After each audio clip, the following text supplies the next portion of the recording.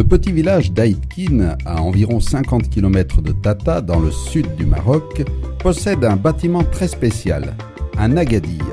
Autrement dit, un grenier collectif, une des richesses méconnues du patrimoine marocain.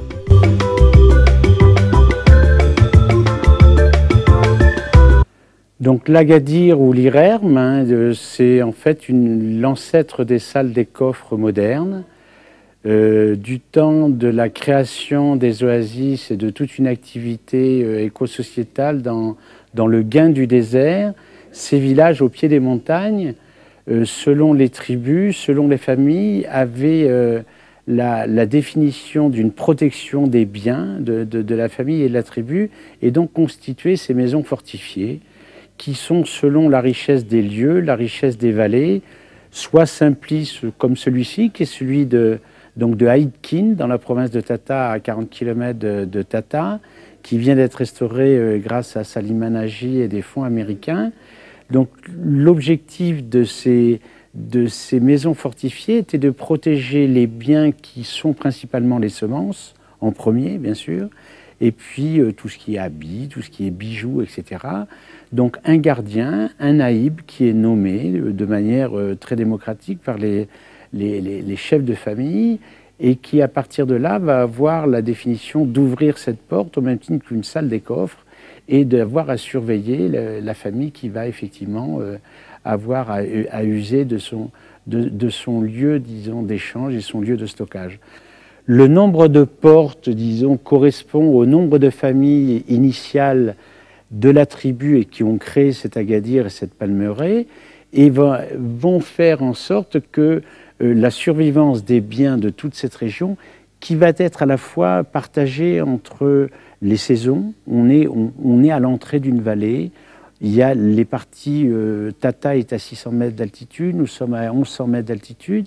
Il y a ces régions d'été où il fait quand même, disons, très sec et très chaud. On peut aller jusqu'à des températures de 50 degrés à l'ombre, très sec et très supportable. Ceci dit, il y a une vie étagée dans la montagne et qui va être le fait de la gestion de l'eau, la gestion des espaces et la gestion de la protection des biens. Alors, de là, des thèses sont faites par les universitaires, et je crois que sur le plan historique, il serait temps, et largement temps, de pouvoir réunir un petit peu tous ces études qui ont pu être faites et qui se rajoutent les unes aux autres.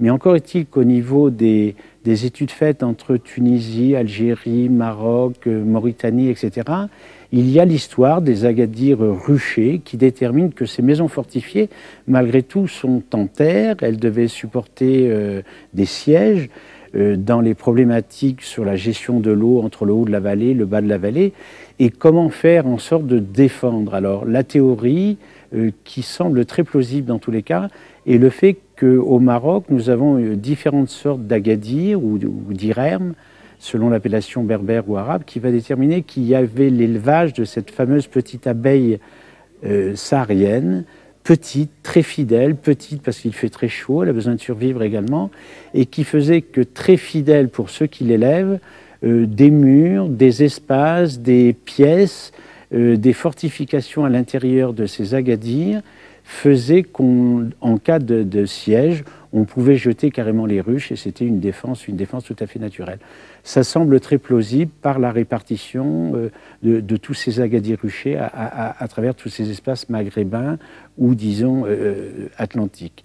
Alors, de ces agadirs simples, ici, une cour intérieure rectangulaire, on peut avoir des agadirs beaucoup plus complexes où différentes vallées, différents villages, différentes familles, différentes ethnies ont réuni leurs efforts. C'est le cas par exemple d'Amtoudi ou d'autres. Alors nous sommes dans une région où il y a environ 75, entre 75 et 100 agadirs, plus ou moins complexes, et qui représentent une architecture toute particulière.